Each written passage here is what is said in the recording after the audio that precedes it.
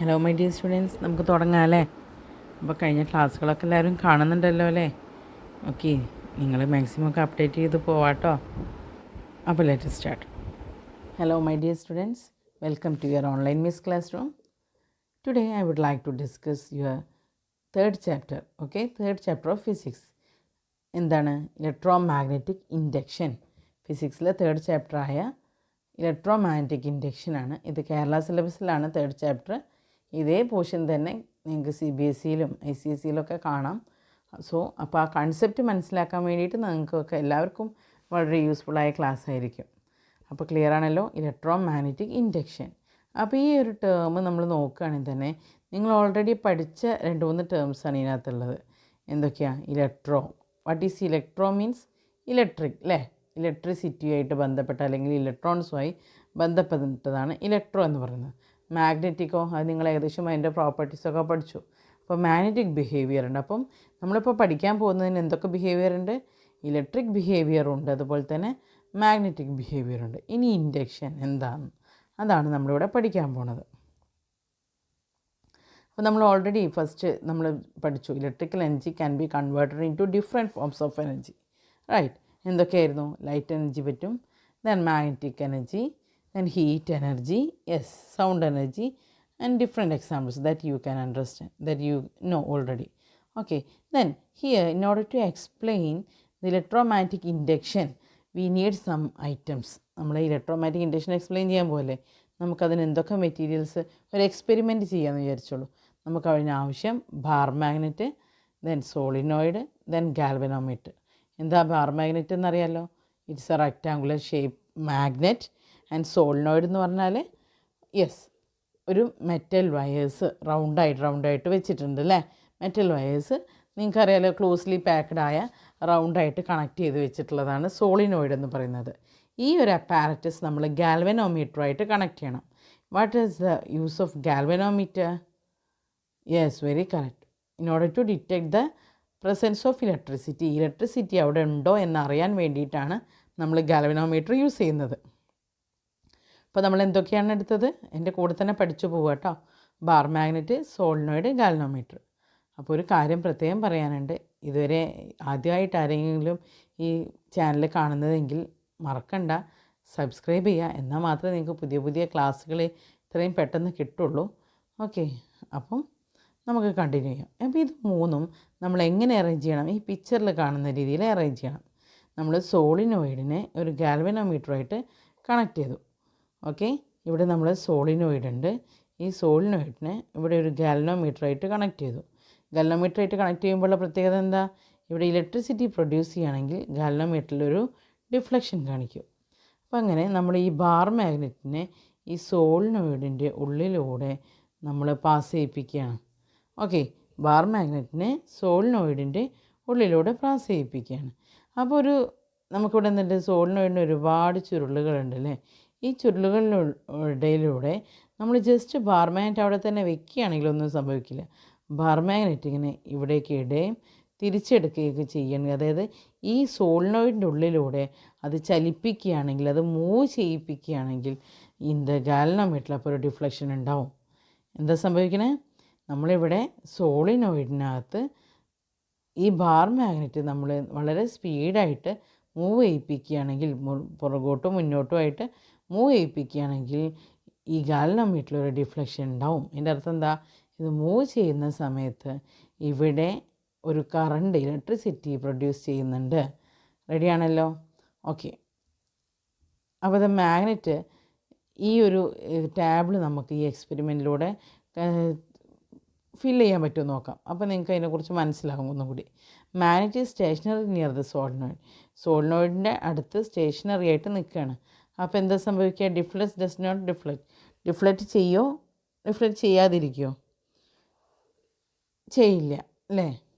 Okay, then അപ്പോൾ deflect അടുത്ത column എന്താ? Direction to the left or right. അപ്പോൾ ഡിഫ്ലക്റ്റ് ചെയ്യുന്നതുണ്ടെങ്കിൽ മാത്രമേ നമ്മൾ റൈറ്റും ലെഫ്റ്റും ഒക്കെ പറയേണ്ട ആവശ്യമുള്ളൂ. Next, north pole of the magnet is move in to the solenoid. സോളിനോയിഡിൻ്റെ ഉള്ളിലോട്ട് നോർത്ത് പോള് ഇങ്ങനെ മൂവ് ചെയ്യുന്നതാണ്. അപ്പോൾ എന്ത് ചെയ്യും? ഡിഫ്ലക്റ്റ് ചെയ്യുമോ? ഡസ് നോട്ട് ഡിഫ്ലക്റ്റ് ചെയ്യുമോ? ഡിഫ്ലക്റ്റ് ചെയ്യും അല്ലേ? ഓക്കെ, ദെൻ ഡയറക്ഷൻ എവിടേക്കായിരിക്കും? ഓക്കെ, നോർത്ത് സൈഡ് മൂവ് ചെയ്യുന്നതെങ്കിൽ ഡയറക്ഷൻ ലെഫ്റ്റ് സൈഡാണെന്ന് വിചാരിക്കുക. Okay, then the magnet is stationary inside the solenoid. അതിൻ്റെ ഉള്ളിൽ നമ്മൾ സ്റ്റേഷനറി ആയിട്ട് വെച്ചു. ഇങ്ങനെ മൂവ് ചെയ്യുമ്പോൾ മാത്രമേ ഉണ്ടായിരുന്നുള്ളൂ, സ്റ്റേഷനറി ആയി വെച്ചു. ഇപ്പോൾ ഡിഫ്ലക്ഷൻ ഉണ്ടാവുമോ? ഇല്ല, മൂവ് ചെയ്യുമ്പോൾ മാത്രമേ ഡിഫ്ലക്ഷൻ ഉണ്ടാവുള്ളൂ. Okay, then magnet is moved out of the solenoid. സോളിനോയിഡിൻ്റെ പുറത്തേക്ക് പോരുകയാണ്. അപ്പോൾ എങ്ങനെ ഉണ്ടാവും? ഡിഫ്ലക്ഷൻ ഉണ്ടാവുമോ? Yes, it deflects. Then direction എന്തായിരിക്കും? തിരിച്ചു പോരുമ്പം ആദ്യം ഉണ്ടായിരുന്നതിൻ്റെ ഓപ്പോസിറ്റ് ആയിരിക്കും. സോ റൈറ്റ് ഹാൻഡ് സൈഡിലായിട്ടായിരിക്കും ഡിഫ്ലക്ഷൻ. ക്ലിയർ ആണല്ലോ? South pole of the magnet is move in to soil. ഇനി സൗത്ത് പോളാണ് മൂവ് ചെയ്യുന്നതെങ്കിൽ ആദ്യം എവിടേക്കായിരിക്കും? ആദ്യം നോർത്ത് പോൾ പോയതിൻ്റെ ഓപ്പോസിറ്റ്. അപ്പോൾ നോർത്ത് പോൾ ആദ്യം പോയപ്പോൾ നമുക്ക് ലെഫ്റ്റ് സൈഡിലോട്ടേക്കായിരുന്നു മൂവ്മെൻറ്റ് വന്നത്. ഇപ്പോൾ എന്തായിരിക്കും? റൈറ്റ് സൈഡിലോട്ടേക്ക് മൂവ്മെൻറ്റ് വരും. ക്ലിയർ ആണല്ലോ? Then magnet and solenoid are moved in the same direction at the same speed. മാഗ്നറ്റും സോളിനോയിഡും ഒരേ ഡയറക്ഷനിൽ സെയിം സ്പീഡിൽ പോവുകയാണെങ്കിൽ നമ്മുടെ സോളിനോയിഡ് സംബന്ധിച്ചിടത്തോളം നമ്മൾ ഓൾറെഡി ഇതിനു മുമ്പ് പറഞ്ഞിട്ടുണ്ട്, റെഫറൻസ് വെച്ച് നോക്കുകയാണെങ്കിൽ മാഗ്നറ്റ് മൂവ് ചെയ്യില്ല. ഇപ്പോൾ എക്സാമ്പിൾ നിങ്ങൾക്ക് മനസ്സിലാവില്ലെങ്കിലും, ഇപ്പോൾ നമ്മളൊരു ബസ്സിൻ്റെ ഉള്ളിൽ, ബസ് ഒരു സോളിനോയിഡാണെന്ന് വിചാരിക്കുക. ബസ്സിൻ്റെ ഉള്ളിലുള്ള മാഗ്നറ്റാണ് നിങ്ങൾ. അപ്പോൾ നിങ്ങൾ ബസ്സിൻ്റെ ഉള്ളിൽ ബസ്സിൻ്റെ അതേ മൂവ്മെൻറ്റ് അതേ സ്പീഡിൽ തന്നെ നിങ്ങളും പോവുകയാണ്. ബസ്സിൻ്റെ ഉള്ളിൽ കയറിയിരിക്കുമ്പോൾ അതേ സ്പീഡിൽ പോവുകയല്ലേ. അപ്പോൾ രണ്ടും ഒരേ സ്പീഡാവുന്ന സമയത്ത് ചെറിയൊരു ഇതുണ്ടാവും, എന്നാലും ജസ്റ്റ് ഒരു എക്സാമ്പിളായിട്ട് കാണാം. രണ്ടും ഒരേ സ്പീഡാവുന്ന സമയത്ത് നമുക്കവിടെ മൂവ്മെൻറ്റ്സ് നടക്കുന്നില്ല. അപ്പോൾ അവിടെ എന്തുണ്ടാവും? Do not deflects. And the solenoid is moved keeping the magnet stationary. The solenoid is moved keeping the magnet stationary. ഇനി നമ്മൾ എന്ത് ചെയ്യാണ്? സോളിനോയിഡ് മൂവ് ചെയ്യിക്കുകയാണ് മാഗ്നറ്റ് സ്റ്റേഷനറി ആകുമ്പോൾ. അപ്പോഴും അവിടെ എന്തുണ്ടാവും? ഡിഫ്ലക്ഷൻ ഉണ്ടാവും. ഓക്കെ, ക്ലിയർ ആണല്ലോ? ഓക്കെ, അപ്പോൾ നോർത്ത് ആണോ സൗത്ത് ആണോ അതിനനുസരിച്ച് അത് റൈറ്റിലേക്കും ലെഫ്റ്റിലേക്കും പോകും. റെഡി? അപ്പോൾ ഈ ഒരു ടാബിൾ നിങ്ങൾ തന്നെത്താൻ ചെയ്യാൻ വേണ്ടി നോക്കുക കേട്ടോ. നമ്മളിപ്പോൾ ചെയ്തത് എന്തിനാണെന്ന് വെച്ചാൽ, യെസ്, അത് നമുക്കൊന്നുകൂടി സൗകര്യമായിരിക്കും. നിങ്ങൾക്ക് ആ എക്സ്പെരിമെൻറ്റ് മനസ്സിലായോ ഇല്ലയോ എന്ന് അറിയാൻ വേണ്ടിയിട്ടാണ്. ഇനി അപ്പോൾ നമ്മൾ എന്ത് മനസ്സിലായി? സോളിനോയിഡിൻ്റെ അകത്തുകൂടെ മാഗ്നറ്റ് മൂവ് ചെയ്യുന്ന സമയത്ത് ദർ പ്രൊഡ്യൂസ് ആൻ ഇലക്ട്രിസിറ്റി. അവിടെ ഒരു ചെറിയ ഇലക്ട്രിസിറ്റി പ്രൊഡ്യൂസ് ചെയ്യുന്നുണ്ട്. ഇനി അതിൻ്റെ സോളിനോയിഡിൻ്റെ നമ്പർ ഓഫ് ടേൺസ് ഇൻക്രീസ് ചെയ്യുമ്പോൾ എന്തെങ്കിലും സംഭവിക്കുന്നുണ്ടോ? Deflection of the galvanometer needle increases. Okay, number of turns increase ചെയ്യുമ്പോൾ ഡിഫ്ലക്ഷൻ ഇൻക്രീസ് ചെയ്യും. സ്ട്രോങ് മാഗ്നറ്റ് യൂസ് ചെയ്യുമ്പോഴും ഡിഫ്ലക്ഷൻ ഇൻക്രീസ് ചെയ്യും. Magnet or solenoid moves with greater സ്പീഡാണെങ്കിലും ഡിഫ്ലക്ഷൻ ഇൻക്രീസ് ചെയ്യും. എപ്പോഴൊക്കെയാണ്?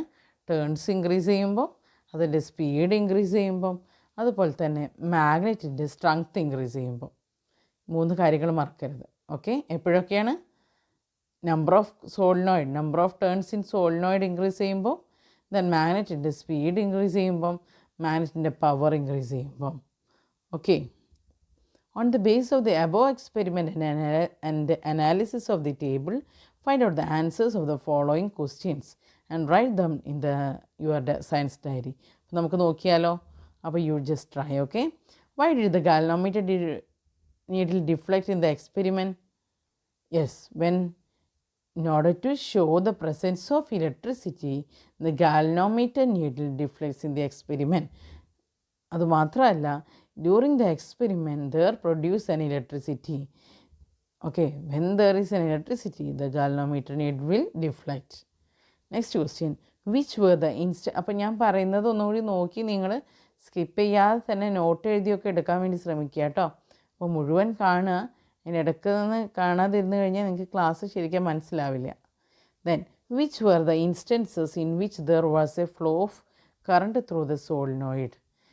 കറണ്ട് സോളിനോയിഡിൻ്റെ ഉള്ളിലൂടെ പാസ് ചെയ്യുന്നുണ്ട് എന്ന് നിങ്ങൾക്ക് which were the instances. Okay, അതൊക്കെ എങ്ങനെയാണ്? അതിനുള്ള എക്സാമ്പിൾസ് ഏതാണ്? നിങ്ങൾക്ക് എപ്പോഴാണ് മനസ്സിലായതെന്ന്? നിങ്ങൾ ഗാൽവനോമീറ്ററിൽ ഡിഫ്ലക്ഷൻ വന്ന സമയത്ത് എന്ത് മനസ്സിലായി? കറണ്ട് അതിലൂടെ പാസ് ചെയ്യുന്നുണ്ടെന്ന് മനസ്സിലായി. അതുപോലെ തന്നെ ഗാൽവനോമീറ്ററിലെ ഡിഫ്ലക്ഷൻ ഡയറക്ഷൻ ചേഞ്ച് ചെയ്തപ്പോഴും മനസ്സിലായി ഇല്ലേ? Yes, which were the instances in which the current increased? എപ്പോഴൊക്കെയാണ് കറണ്ട് ഇൻക്രീസ് ആയത്? സ്പീഡ് ഇൻക്രീസ് ചെയ്തപ്പം, മാഗ്നറ്റിൻ്റെ പവർ ഇൻക്രീസ് ചെയ്തപ്പം, number of turns of the solenoid increase ചെയ്തപ്പോൾ. ക്ലിയർ ആണല്ലോ? അപ്പം ഇനി നമുക്കിതിൻ്റെ ഡെഫിനിഷൻ പഠിച്ചാലോ? എന്താണ് ഇലക്ട്രോമാഗ്നറ്റിക് ഇൻഡക്ഷൻ എന്ന്? Okay, the process of producing an electricity. Okay, whenever there is a change in the magnetic flux linked with the coil, an EMF is induced in the coil, and this phenomena is electromagnetic induction. എന്താണ് മനസ്സിലായോ? ചെറിയൊരു confusion ഉണ്ടല്ലേ? Okay, അപ്പം ഇവിടെ ഇതൊന്ന് just ഞാൻ വായിച്ചതാണ്. Magnetic flux linked with a coil. അപ്പോൾ നമ്മൾ ഇവിടെ സംഭവിക്കുന്നത് എന്താണെന്ന് വെച്ചാൽ, ഈ സോളിനോയിഡിലൂടെ, ഇതാണ് നമ്മുടെ സോളിനോയിഡ്, ഈ സോളിനോയിഡിലൂടെ മാഗ്നറ്റ് കടത്തിവിടുമ്പം, ഓക്കെ, മാഗ്നറ്റ് കടത്തിവിടുമ്പോൾ ഈ മാഗ്നറ്റിനൊരു പ്രത്യേകതയുണ്ട്. എന്താ മാഗ്നറ്റിൻ്റെ പ്രത്യേകത? നിങ്ങൾക്കറിയാലോ മാഗ്നറ്റൊക്കെ എങ്ങനെയാണ് ഉണ്ടാവുക. നമ്മൾ മാഗ്നറ്റ് എന്ന് പറയുന്നത് ഇങ്ങനെ മാഗ്നറ്റ് എങ്കിൽ ഇതിന് നോർത്താണെങ്കിൽ മാഗ്നറ്റിന് ഇവിടെയൊക്കെ എന്തുണ്ടാവും? അതിൻ്റെ ഫ്ലക്സ് ഉണ്ടാവും, മാഗ്നറ്റിക് ഫ്ലക്സ് ഉണ്ടാവും. ഇത് സൗത്ത് ആണെങ്കിൽ ഈ ഭാഗത്തേക്കൊക്കെ ഉണ്ടാവും. അതുപോലെ തന്നെ എന്തുണ്ടാവും? ഇങ്ങനെ മാഗ്നറ്റിക് ഫ്ലക്സ് ഇങ്ങനെ ഉണ്ടാവില്ലേ? നിങ്ങളിതിലെ ഫിഗേഴ്സ് കാണുന്നുണ്ടാവും. അപ്പോൾ ഈ മാഗ്നറ്റിക് ഫ്ലക്സ് നമ്മൾ സോളിനോയിഡിൻ്റെ ഉള്ളിലൂടെ പാസ് ചെയ്യുമ്പോൾ, ഓക്കെ, ക്ലിയർ ആണല്ലോ? എങ്ങനെയാണ്?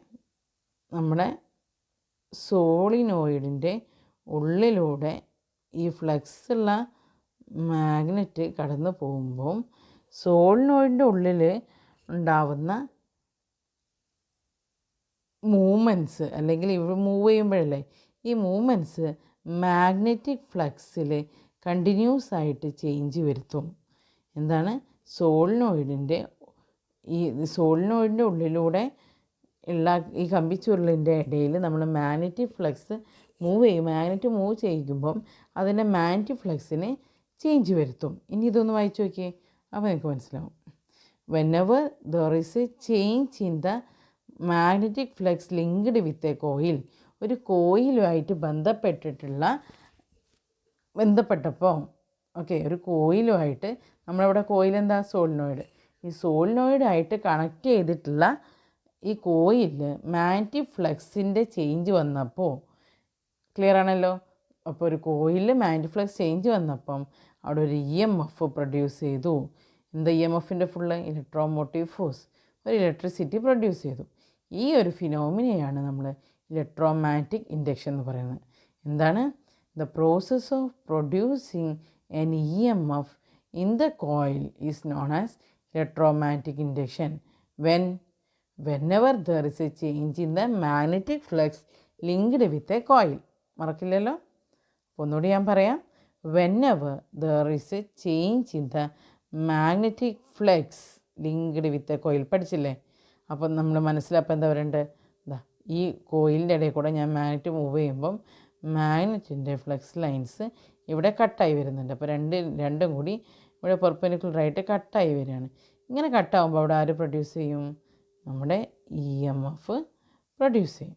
ഓക്കെ, അപ്പോൾ whenever there is a change in the magnetic flux linked with the coil, an EMF is induced in the coil, and this phenomena is called electromagnetic induction. പഠിച്ചല്ലോ അല്ലേ? അപ്പോൾ പ്രത്യേകിച്ച് ഒന്നുമില്ല. അപ്പോൾ നമ്മൾ ഇന്നത്തെ ക്ലാസ്സിൽ എന്തൊക്കെയാണ് പറഞ്ഞത്? Just what is electromagnetic induction എന്നാണ് പറഞ്ഞത്. അപ്പോൾ ഇലക്ട്രിക് എഫക്റ്റും ഉണ്ടാവും, മാഗ്നറ്റിക് എഫക്റ്റും ഉണ്ടാവും. ഇവ തമ്മിലുള്ള റിലേഷൻ ജസ്റ്റ് ഒന്ന് ഓർമ്മിപ്പിച്ചു. ദെൻ എപ്പോഴൊക്കെയാണ് EMF അല്ലെങ്കിൽ ഈ ഇലക്ട്രോമാഗ്നറ്റിക് ഇൻഡക്ഷൻ ഇൻക്രീസ് ചെയ്യുന്നത്? സോളിനോയിഡിൻ്റെ നമ്പർ ഓഫ് ടേൺസ് ഇൻക്രീസ് ചെയ്യുമ്പോൾ, power of the magnet increase ചെയ്യുമ്പോൾ, അതുപോലെ തന്നെ എന്ത് വരുമ്പോൾ, യെസ്, നമ്മൾ 3 കാര്യങ്ങൾ പഠിച്ചില്ലേ? നമ്പർ ഓഫ് ടേൺസ്, യെസ്, പിന്നെ എന്തൊക്കെയായിരുന്നു?